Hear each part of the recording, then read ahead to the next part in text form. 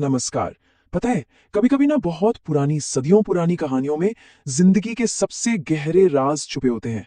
आज हम ऐसी एक कहानी को समझने वाले हैं जिसका नाम है दो पत्थरों की सीख।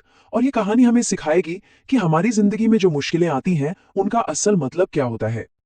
और ये एक ऐसा सवाल है जो हम सब कभी ना कभी खुद से जरूर पूछते हैं, आखिर हमारी जिंदगी में मुश्किलें आती ही क्यों हैं। मजे की बात यह है कि इस कहानी में इसी गहरे सवाल का एक बहुत ही खूबसूरत जवाब छिपा हुआ है। तो हमारी ये कहानी शुरू होती है एक किसान से।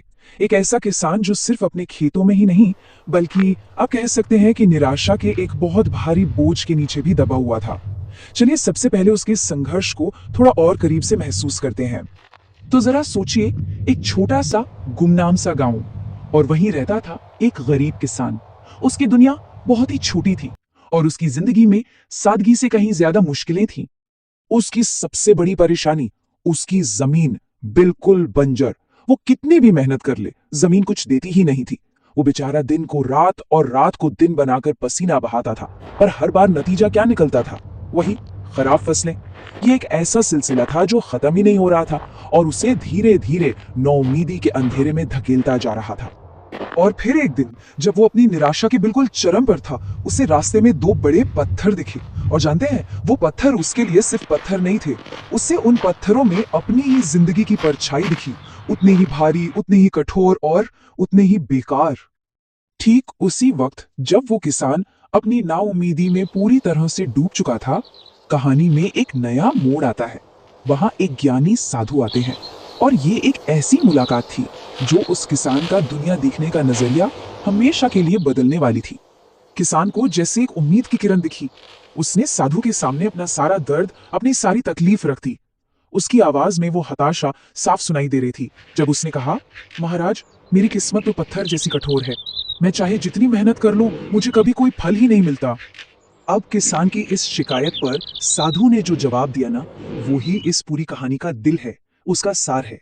उन्होंने एक ऐसी मिसाल दी, एक ऐसी कहानी सुनाई जिसने किसान के सोचने का पूरा तरीका ही बदल कर रख दिया। किसान की ये हालत देखकर साधु बस मुस्कुरा दिए और फिर उन्होंने एक ऐसा सवाल पूछा जिसने किसान की पूरी सोच को ही हिलाकर रख दिया। उन्होंने पूछा, बेटा, क्या ये पत्थर सच में उतने बेकार हैं जितना तुम इन्हें समझ रहे हो? और यहीं पर साधु एक बिल्कुल ही अलग नजरिया सामने रखते हैं। वो समझाते हैं कि देखो, हर पत्थर के सामने ना दो रास्ते होते हैं। पहला रास्ता है मुश्किलों का, संघर्ष का। ये उस पत्थर का रास्ता है जो एक मूर्तिकार की छेनी हथौड़ी की चोट सहने को तैयार हो जाता है। और इसका नतीजा क्या होता है? ये एक भगवान की मूर्ति बन जाता है जिसके मंदिर में पूजा होती है। पर एक दूसरा रास्ता भी है, आसानी का रास्ता। ये पत्थर चोट से तो बच जाता है, पर इसकी कीमत क्या चुकाता है? ये सिर्फ एक चक्की का पत्थर बनकर रह जाता है जिस पर जिंदगी भर सिर्फ अनाज पीसा जाता है। और फिर साधु ने वो सबसे जरूरी बात कही जो इस कहानी का निचोड़ है। जिस पत्थर ने छेनी और हथौड़ी की चोट सहन की, वही मंदिर में पूजा जाएगा। बस यही यही वो एक लाइन है जिसमें पूरी जिंदगी का सबक छिपा है। साधु की ये मिसाल असल में पत्थरों के बारे में तो थी ही नहीं, ये तो इंसानी जिंदगी के बारे में थी। सच तो ये है कि जिंदगी का नियम भी बिल्कुल ऐसा ही है। जो इंसान चुनौतियों की चोट सहना सीख जाता है ना, वही आखिरकार बड़ी ऊंचाइयों को छूता है। तो साधु के इन शब्दों ने सिर्फ किसान के मन को नहीं बदला, उन्होंने उसके भविष्य को भी बदल दिया। चलिए अब देखते हैं कि इस ज्ञान की रोशनी मिलने के बाद उस किसान में क्या बदलाव आया। साधु की बातों ने किसान के अंदर जैसे एक चिंगारी सी लगा दी।